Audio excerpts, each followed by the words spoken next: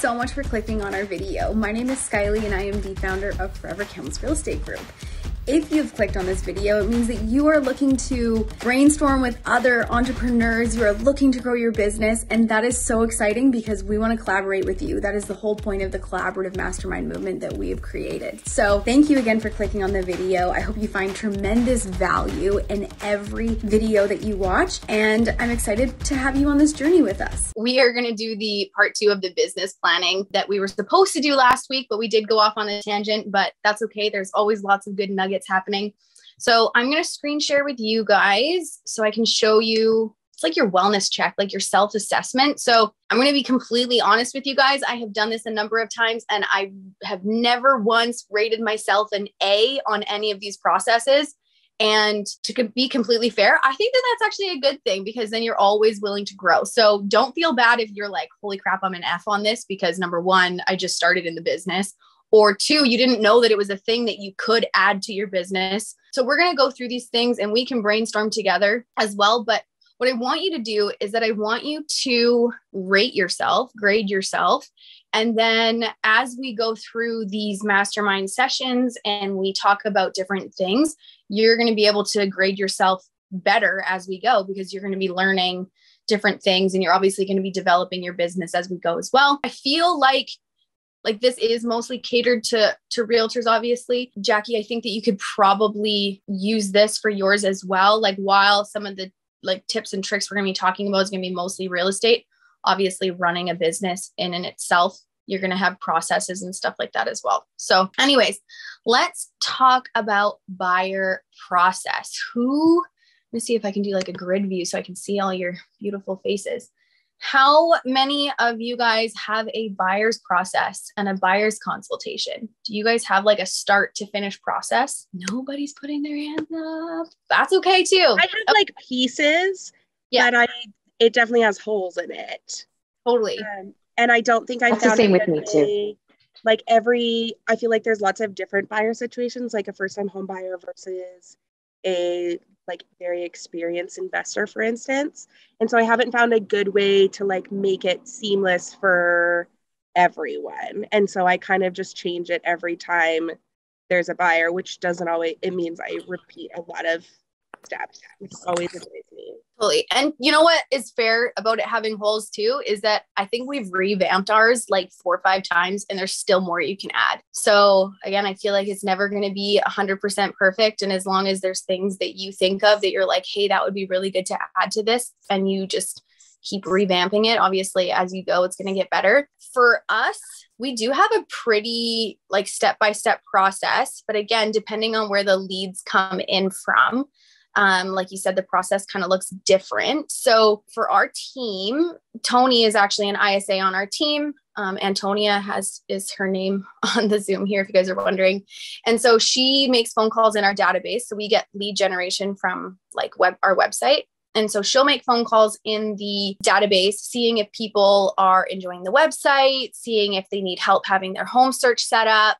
And then she would set them up on the PCS program, which would be like our private client services, as you guys know. Jackie, I don't know if you guys have anything like that where you put them into a database so that they're getting full service or not. So for us, we throw them in there.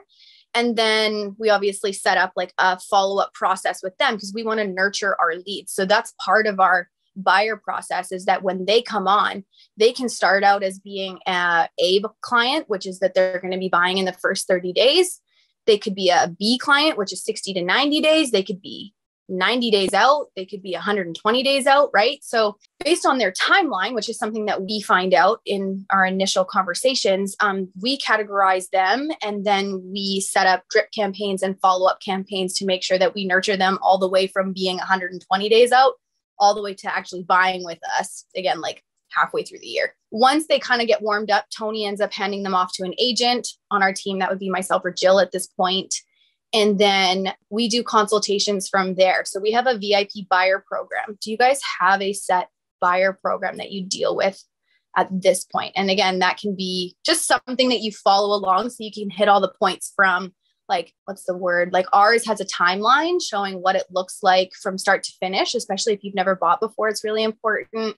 Talking about costs associated with buying, right? Like there's lawyer fees, there's home inspection costs, appraisal costs, you name it. So we talk about that. I talk about for sale by owners, because if they stumble upon a for sale by owner, obviously I want them to know that I can still help them with that. We talk about our communication guarantee, which I also feel is really important, because a lot of times people think that we work 24/7, which I mean, we kind of do, but setting up expectation obviously is something really important for our clients. Because if we can set up an expectation that we don't answer our phone after 8 o'clock at night, unless it's like super urgent, right? Maybe you set them up that unless you are planning on writing an offer from a showing we did earlier today, like, and it's not super urgent, I'm probably going to answer you in the morning instead of answering you at night, because we all need time with our families and what have you. But if you set up that expectation, then they're not going to be upset with you, because the whole point is that you want to nurture your clients and set expectations with them so that you get good reviews after,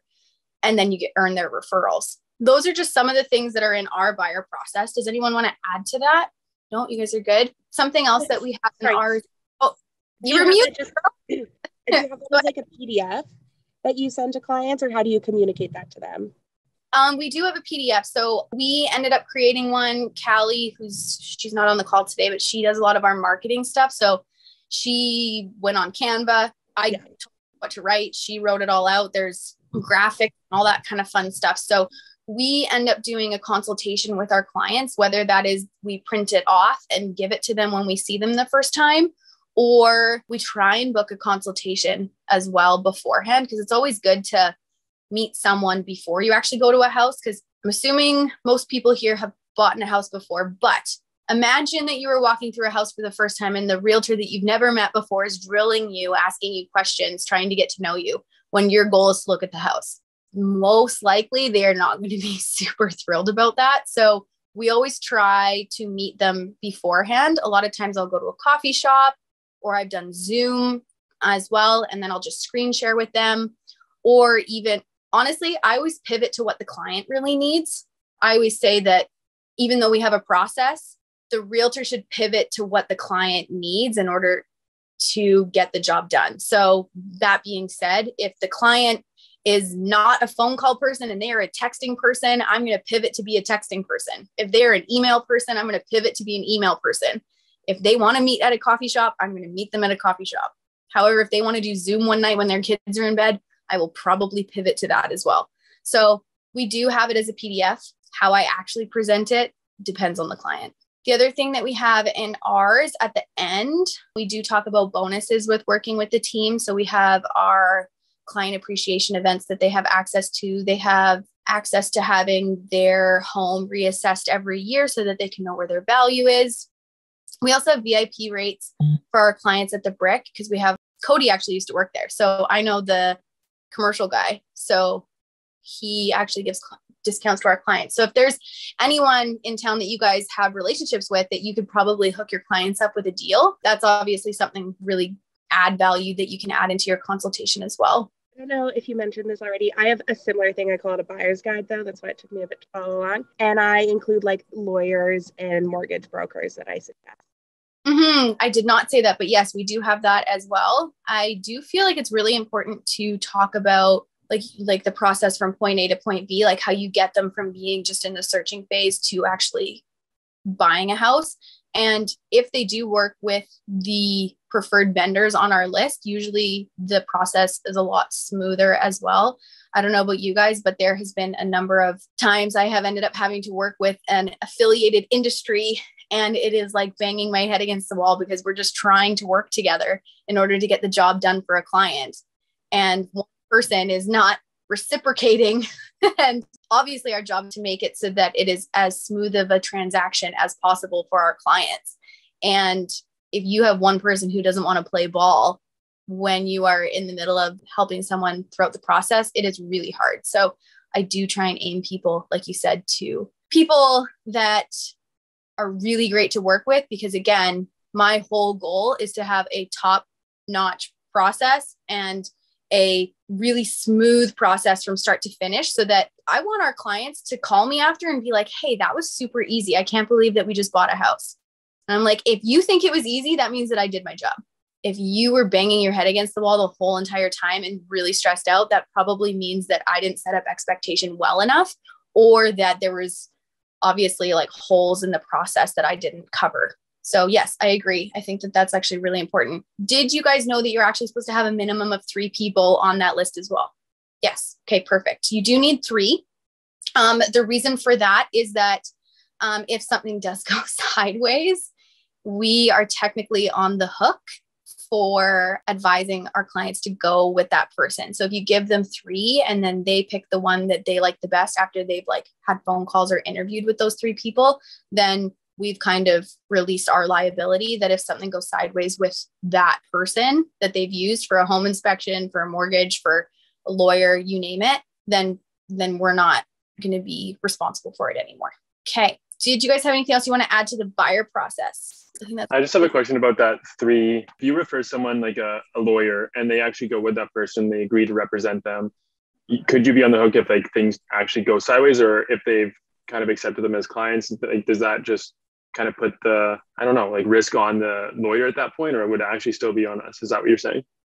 Yeah, like I think it depends on what the exact scenario is, but I'm saying let's not use a lawyer because I think it's easier to use like a home inspector, for example. Just for say, for example, I was to say, hey, I have a great home inspector for you. And then I set them up with one home inspector and I don't really give them any other options. And then they miss something really valuable in the home inspection. And then they like, then we would be in trouble because we didn't really give them another option.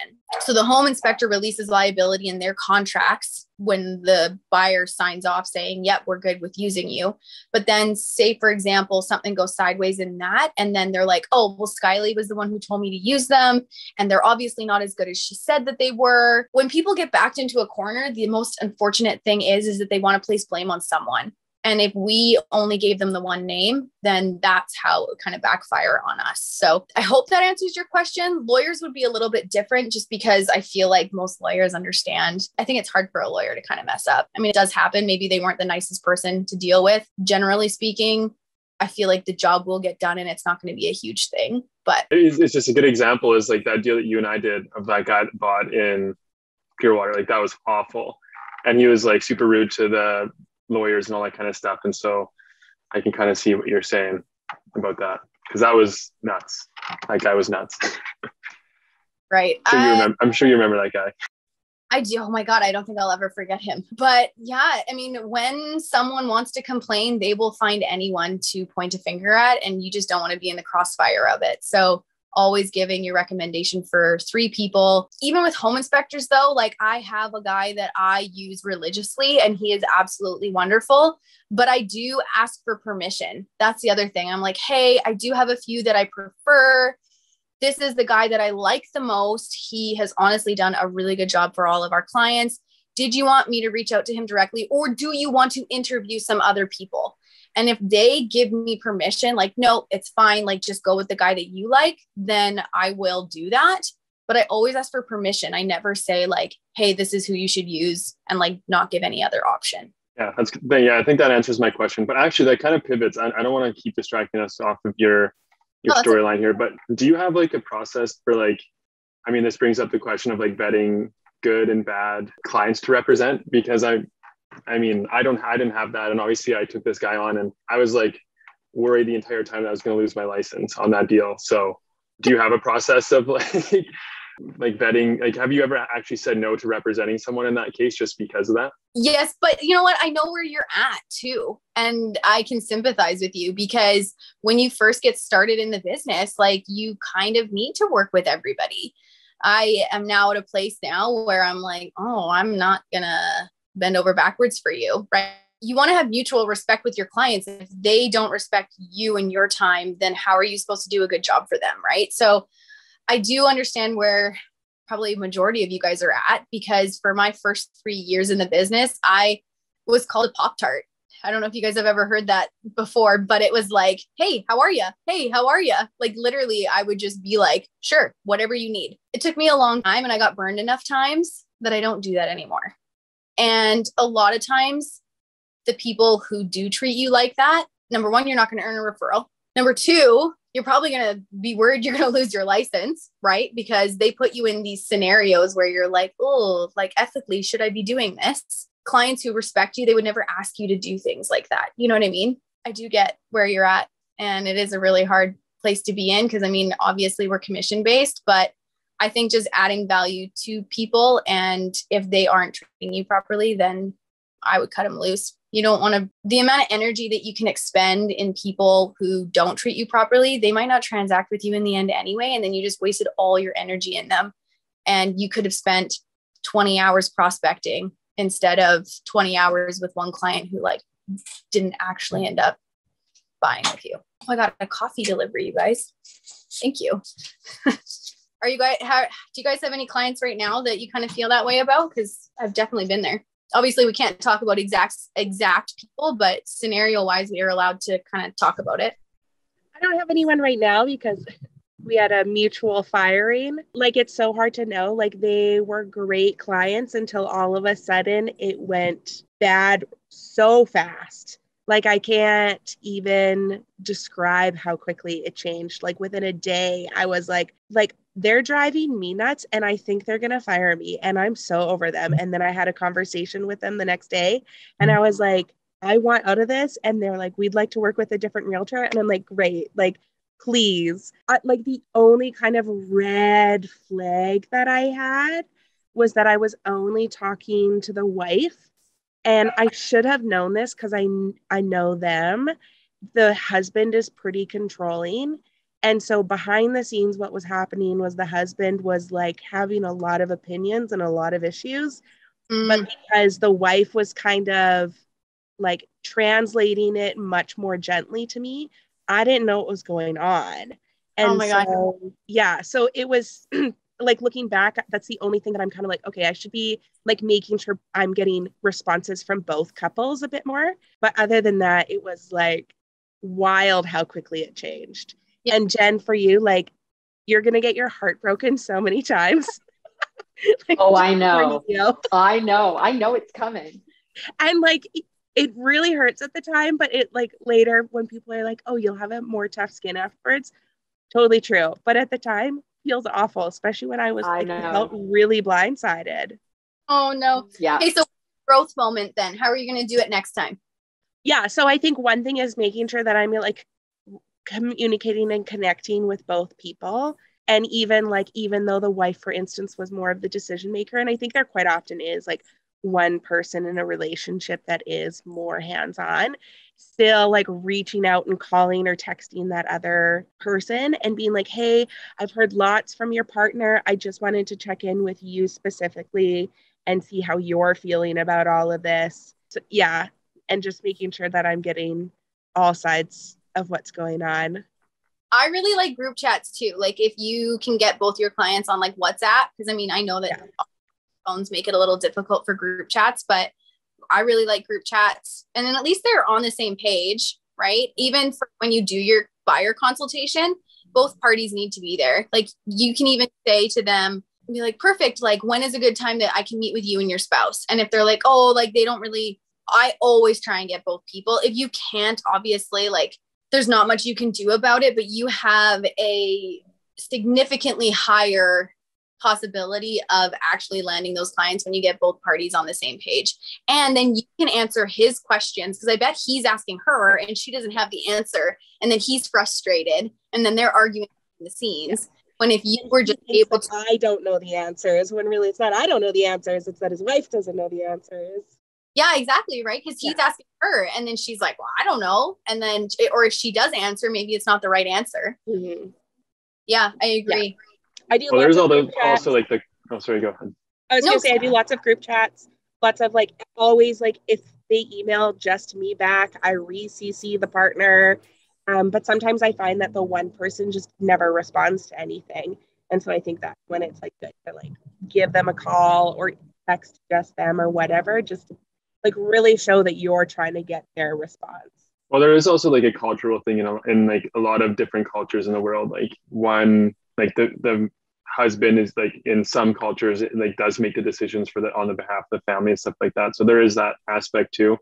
But also just for like the new realtors, one thing, just going back kind of to the vetting your make sure that, because like, just to disclose it, like when that deal I was talking about with Skyly, like he became super like, oh, I'm not going to give out my personal information. I'm not going to like, and he like threatened to sue me and the lawyer at that point when we were asking him for, the lawyer was actually, and then she was calling me saying like, this guy's crazy. And I'm like, I don't know what to do and blah, blah, blah, blah. So just be like, at the very start, when you're talking with a new client, just have like some sort of email that you type out to where you explain, because like most of the time when you're going through paperwork and you're going through the privacy notice and consent form, like they don't read it super clearly, right? They don't go through it. So like have an email typed out saying like, hey, just so you're aware, like we're going to need your SIN number. We're going to need your account numbers for where your deposits come from. You're going to need to get a bank draft and like all that kind of stuff, just because then you can, if they come back at you later on the line, they say, I'm not giving you this. Well, you say, well, you agreed to this, you know, however many months ago or weeks ago when we first talked. So just make sure like you kind of have, one thing I would suggest is like having a good email typed out and just copy and paste it and then kind of fill in the blanks, but with just covering yourself in that sense and like telling people kind of, yeah, this is what it's going to look like kind of from start to finish, but include the legal side, because it sucks halfway through and they're like, you didn't tell me this, blah, blah, blah, blah. And they're like threatening to sue you. Cause then you're like, am I going to lose my license tomorrow kind of thing? And it was like super scary. It weeds out those like finicky buyers too. Like the people who are just not scamming you necessarily, but just like want to waste your time. They're not going to be interested in filling out a privacy agreement.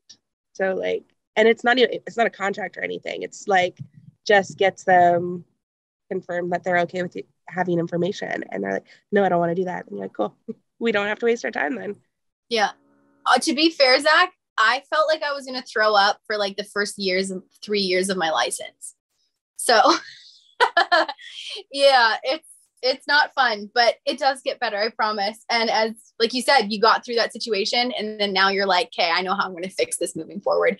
I thankfully have never had someone who's like that. That guy was like literally wanting to be off grid, but I do buffer people like because the last house that I bought, it was super difficult with how invasive they were for my personal information. I think they thought I was a drug dealer because I had like, obviously with real estate, like you transfer large amounts of cash from like account to account, right? And so they were wanting like paper trail. And so I always tell people, I'm like, buckle up. They're going to want your firstborn child in documents. Like, be aware, because they were that invasive, like the mortgage company, not the lawyers, the mortgage company though. And so, like you said, just preparing people in advance, obviously, is going to be really helpful. Same with the seller. Oh, sorry. I wanted to touch on this as well. With the buyer consultation, we do talk about the DORTs as well, just because the rules did change in 2018. A lot of people don't buy and sell real estate as often. I mean, obviously we do have some investor clients that do it quite often, but most times if you're dealing with families, people do buy every like 5 years. So 2018 is when the rules changed to not allow the limited dual agency where you could represent a buyer and a seller in the same transaction. So going over the DORTS form, I think is really important, and it does add value to you. Because I always tell them, I'm like, look, I'm not a salesperson. My job is to represent you and have full disclosure, confidentiality, and avoiding conflicts of interest. So that just solidifies the fact that you are there to help them find the perfect place, and that you are not, you're in a relationship business. You're not in a sales business, right? So I don't like it when they call us sales, because I'm like, I don't feel like I'm in a sales industry. I don't care what you buy. I want you to love what you freaking buy. And that's another thing in our buyer consultation. We have it in there that I will sell your house for free in the first 12 months if you don't like it. So I better not sell you something you don't like. Let's move on to seller process, because we have literally died on this buyer process, but seller process is kind of the same thing. Do you guys have something set up where you talk to them, get in the door so that you can do your CMA? Do you have something you leave behind? Do you have what the process looks like, again, from start to finish for them? yeah, if you guys don't have something like that you can leave behind, I would definitely get something like that done up pretty dang quickly. Just making sure you have a process from start to finish, and like, don't deviate from your process either. That was something that I learned pretty early on, is that there was a few people that I've done CMAs for, and I was like, oh, I'm a shoo-in because I've sold them something else. And then I deviated from my process and someone else got the listing. So do not deviate from your process, start to finish every single time. And I can almost guarantee you that you will glue those clients to you. As soon as you start deviating from your process, you miss things. They don't feel like you're as dedicated, and you lose clients because you're not setting up those expectations. So seller process, pre-qualifications also really important. We have talked about this a number of times because I hate saying, hey, are you pre-qualified? So do you guys have a script that you talk to your clients about that gets them to tell you that they're pre-qualified without actually asking them bluntly, are you qualified? Tony, you and I have talked about this a couple of times from people who are on our website. Do you have a bit of a script you want to share with us? I just ask them how solid an idea they have of what their budget is. Yeah, I like that one too. I always ask them too. I'll be like, oh, did you lock in your interest rate? And they'll be like, oh, what do you mean? I'll be like, oh, like if you get your pre-qualification done, we can actually lock in your interest rate for 120 days. So that's one way, because again, interest rates are rising almost every single day. So I always like to talk about the locking in for your interest rates, especially since a lot of people don't like uncertainty as well. That's one way to do it. I do also ask, again, I always do it in a roundabout way. So I'm like, oh, like, do you have a broker that you're working with? I only ask because we have some really awesome people that we really enjoy working with. Not that I want them to be pre-qualified. I don't care if they're pre-qualified before. I'm just saying, like, do you like the broker that you're currently working with? Because if you don't, I actually have someone that you might like better. And then they'll tell me based on that question if they're pre-qualified or not. I actually do have another way. The exploratory tours that we offer, when I mention the exploratory tour to them and ask if it's something they'd be interested in, I say it's something we can do for them after they're pre-qualified. And then they'll offer up that information if they are or not. Just a little background for you guys. We offer what's called exploratory tours. So there's a lot of agents out there, I don't agree with this, that they only take people out when they have been pre-qualified, and they're very blunt. And it's like, I'm not taking you out unless you've talked to a broker.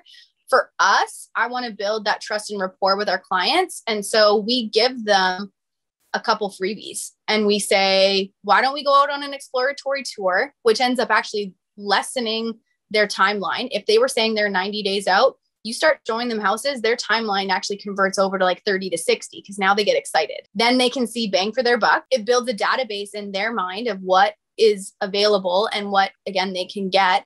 Not only that, different areas of town obviously end up costing more or less as well. So we do the exploratory tours, and that again just solidifies the fact that we're not in a sales industry, we're in a relationship industry. So people can come shopping with us. I don't even care if it has an accepted offer. If I can get them in the door and I can meet them, that adds value to them. And my perspective on things is the more value you add to others, it's just going to come back to you tenfold. So the exploratory tours are absolutely amazing. And you're right, Tony, it does actually get them to talk to you about their pre-qualification. Pre-qualification is a very personal thing for people. Financials are a taboo subject, and I feel like it's been ingrained in us since we were kids. Our parents don't talk about money, all of that. If you can become friends and a trusted advisor of your clients, they're going to be more open to you, obviously. So you guys graded yourselves on that. What about lead conversion process? First off, I want to know where you guys get your leads from, because we talked about that the first part of the buyer process. Let me see if I can switch over on my screen share. We were talking about your marketing pillars. I don't know if you guys watched the first one or if you were here for the first part of the business planning, but we did talk about the marketing pillars.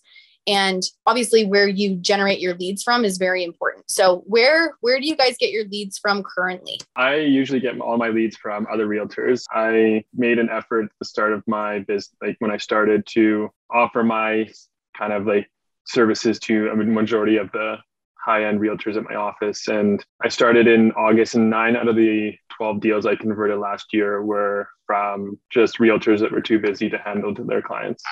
So I mean, I also cover I had a couple 50-50 deals last year as well on top of that. And that's just because I was always available when they needed me. So that's where a majority of mine came from last year. I love that you're building relationships with other realtors too. Cause I think when I first started, I remember this conversation that I had, and it was like, one of the realtors I worked with was like, this is a really weird industry because technically you're in competition with the agents that you work with, right? Because we're all going for the same business, but you also have to play nicely with each other because we obviously need to work together in order to put deals together. Anyway, so I love that you're actually like communicating with other realtors, because again, of the mindset that we do need to work together in order for our clients to have the best service possible and the best experience possible.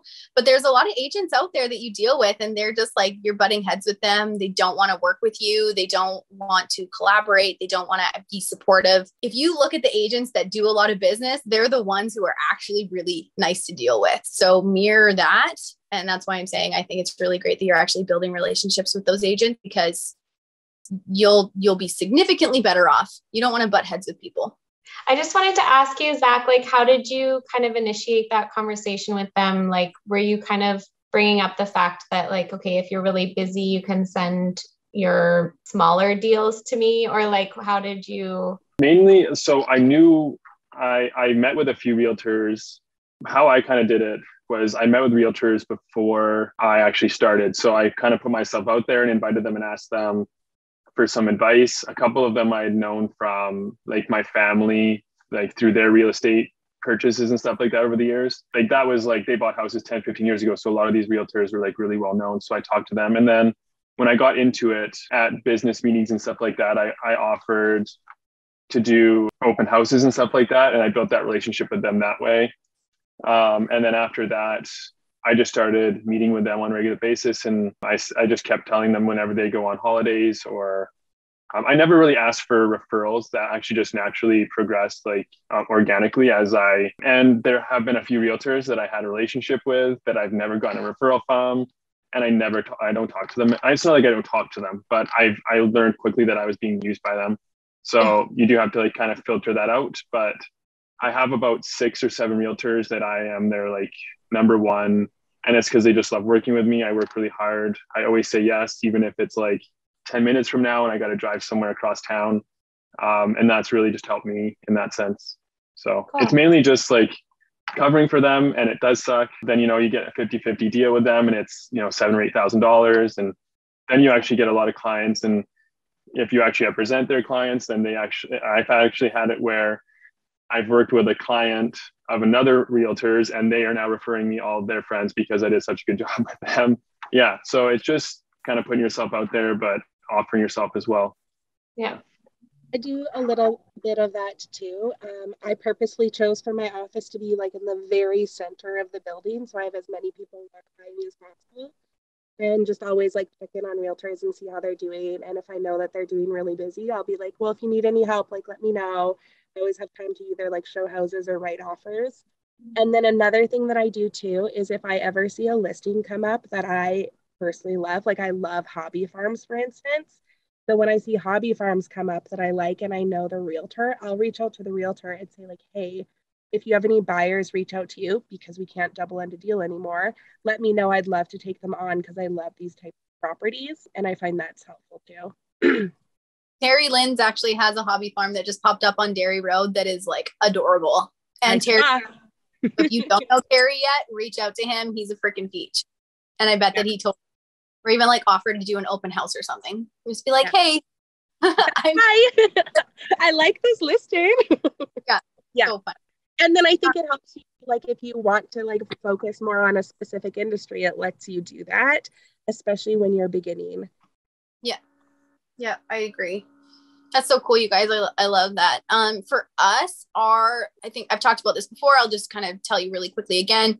Our number one area that we get our leads from is our website. So I sink a lot of money into what's called like pay-per-click campaign. 98% of people start their home search online. So it's actually not super expensive. So if you guys haven't looked into this avenue yet, because we have a bigger team and we have Tony on the team who makes phone calls for us, we actually sink more money in than a single agent would really need to, just because like my goal is like 120 sales this year. So, which we're actually at 30 already for the year. So I'm really excited.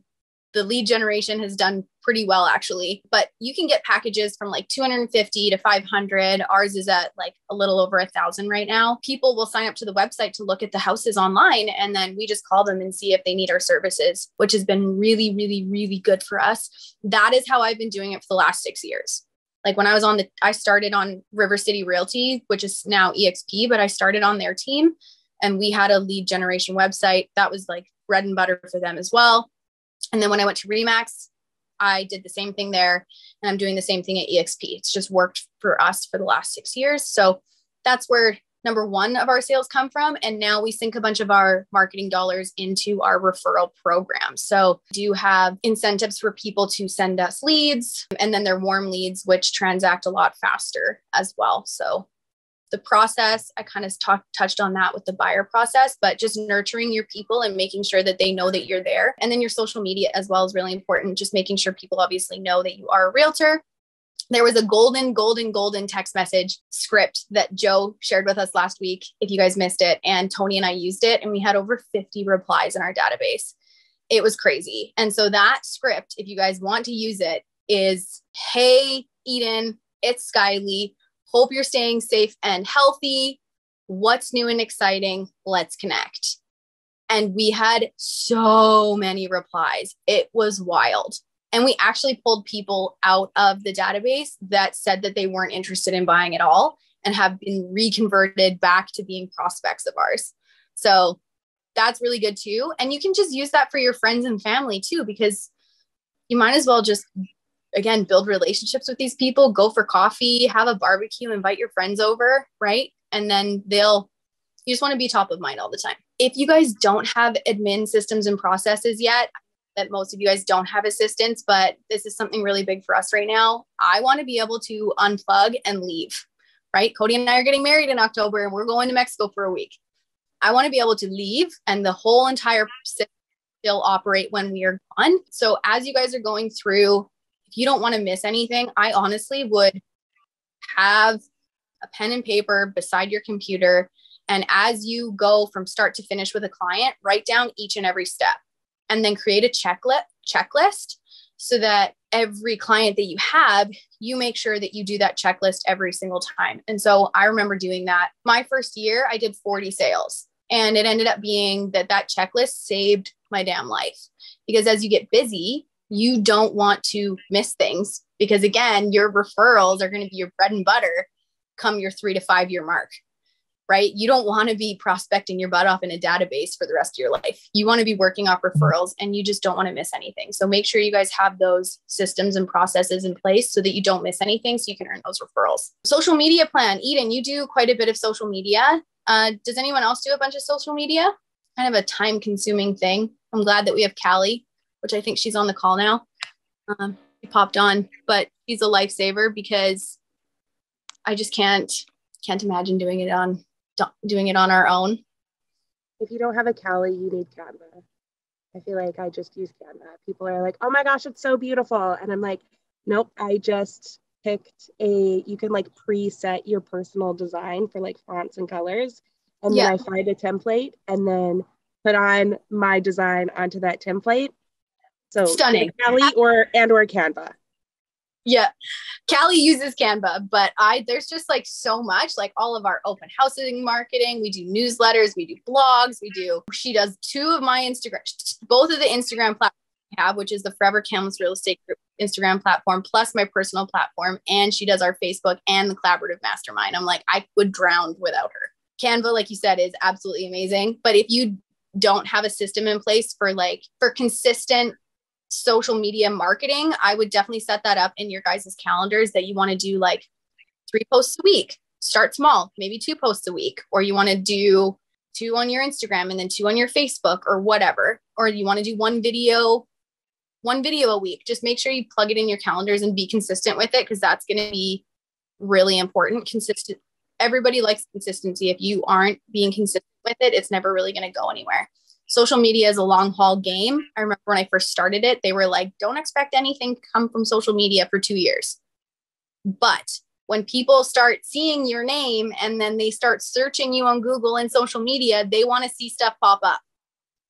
If you literally don't exist on the internet, they're going to be like, oh, who is this person? Right. So it gives you credibility, even though you might not get direct leads from it. It does give you credibility for the people who do search you. We are going to be doing a social media 101 with Callie in the next couple weeks. We're going to be talking about the algorithm. We're going to be talking about probably quick tips on Canva, talk about Later, which has scheduling. So you can probably set aside like an hour a month, schedule it all out at the same time. We're going to be talking about a lot of stuff. So if you guys want to add social media to your guys' marketing pillars, we are going to be doing that in the next couple of weeks. Lead generation systems, I've kind of touched on that a little bit. There's obviously lots of different options for that. So, I mean, we pay, again, there's Google AdWords you can pay for. There's pay-per-click campaign through Google.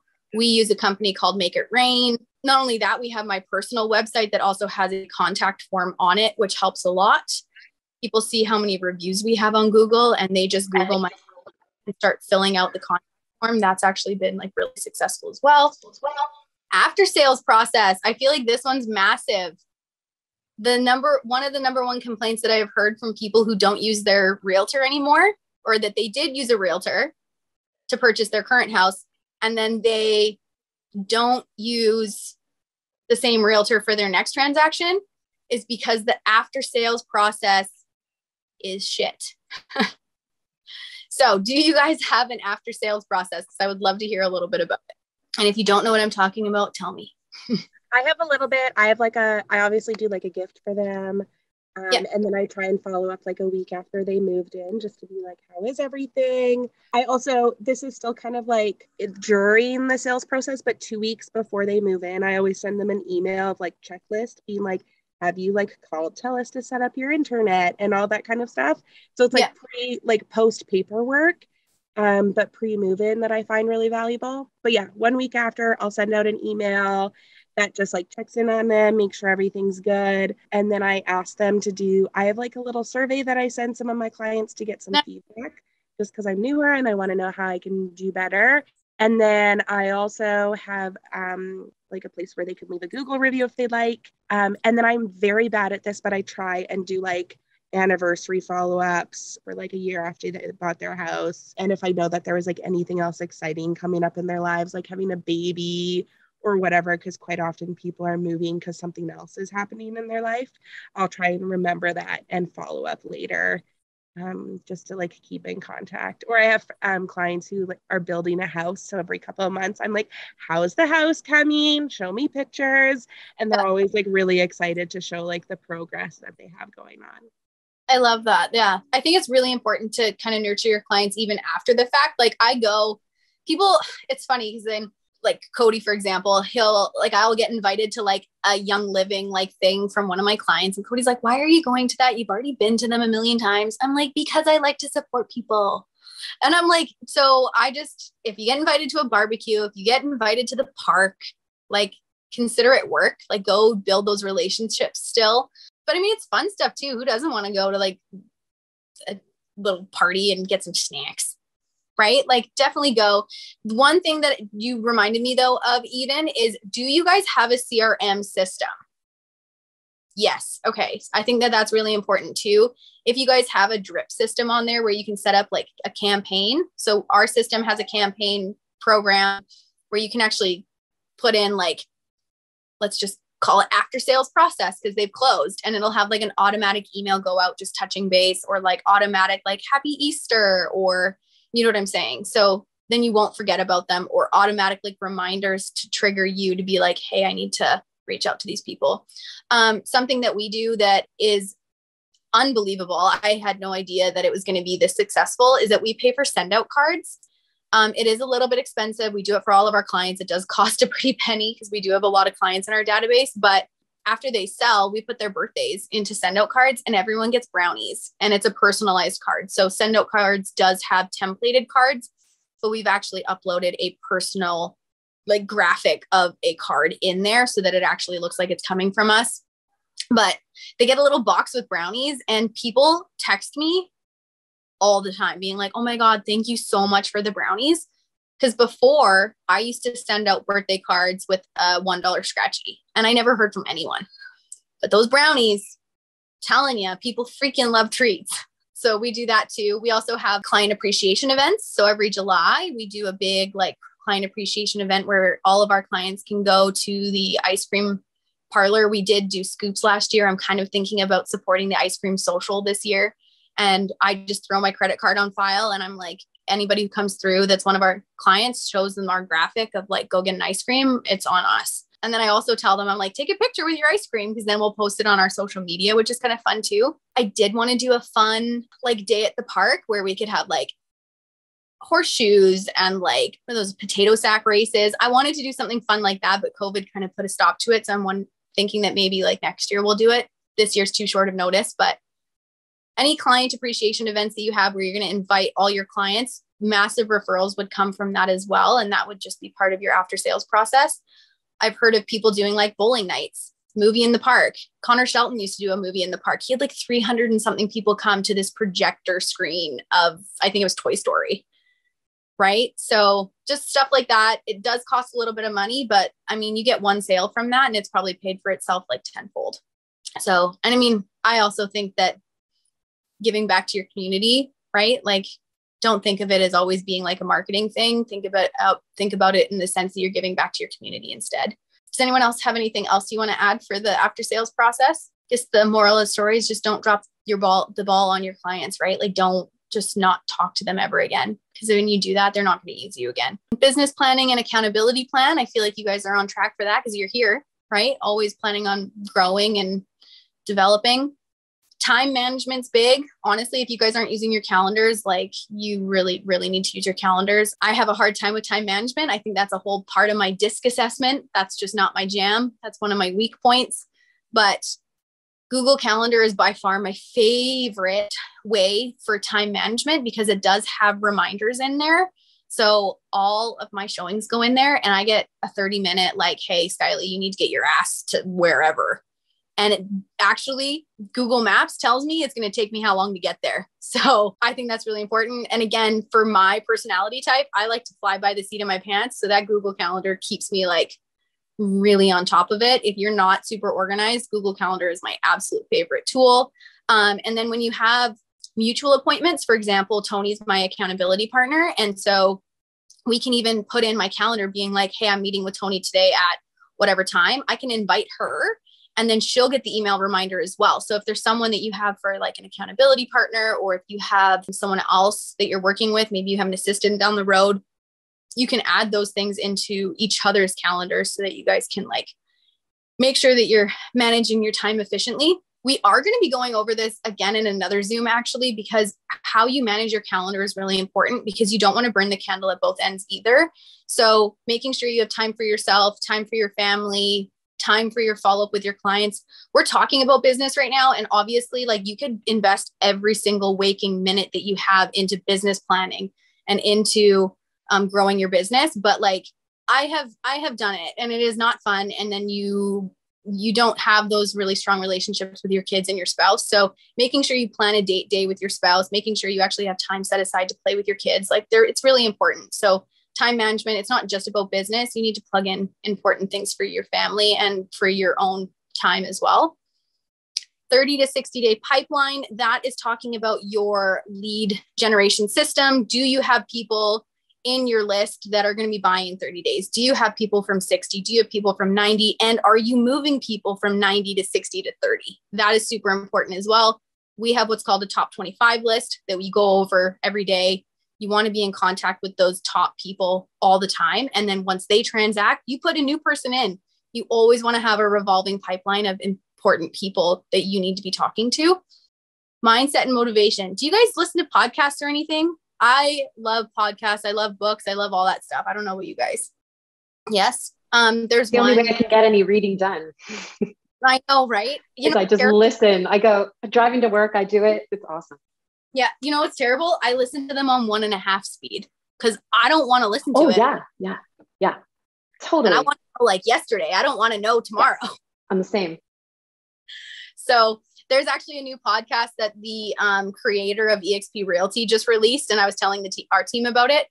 It is freaking amazing. He's the one who like founded eXp Realty. And so he's doing interview podcasts with everybody, with agents who have hit icon status. And so icon, if you guys probably don't know this because you're not at EXP, but if you hit icon, you end up getting all of your money back that you paid into EXP back in stocks.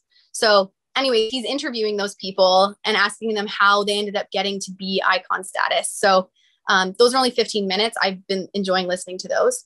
Bye, Zach. We only have 2 more. So onboarding plan for new agents and staff. Obviously, if you guys aren't running a team yet, then you don't need to know about that. But just making sure your systems and processes are in place, obviously, is going to be really important if you wanted to do that in the future. Same with like agent retention program and strategy. Again, you guys probably don't need that if you're not planning on running a team in the future. But the more organized you are with your current process, I feel like when the time comes, if the time comes, that is something that you want to do, you're going to be able to duplicate yourself, because that's pretty much what it means to like build a team and to like have an agent retention program, is that you want to be able to duplicate everything that you're doing because you want other people to be successful based on how you were able to do it. So those ones you can probably ignore for now. However, organization right now by yourself is going to be important. Did you guys have anything else you want to add? I know that I ran a little bit over time, but I don't have to go anywhere. So if you guys have anything else you want to add really quickly, feel free to pop on, or if you have questions. Oh, thanks, Jen. That's so sweet. No, this is amazing. This is exactly what I need. And yeah.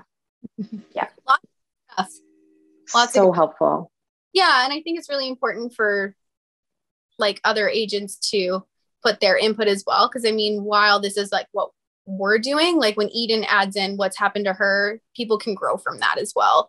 And same with absolutely that have happened to him that we can all grow from based on his experience. I don't have it in my process to let people know that we're going to need their SIN number and their driver's licenses and everything. But now that he said that, I'm like, hey, that's actually like a really good idea. Yeah. So totally. No, thank you so much. Yeah. Anyone else want to add anything, or we're good? Okay. Thank you guys so much for coming today. I am really happy with how many people are attending the meetings. And again, I'm hoping that there's value and nuggets every single time we meet. Thanks so much. Have a good weekend. Okay. Bye, guys. Thanks everyone. Bye. Bye.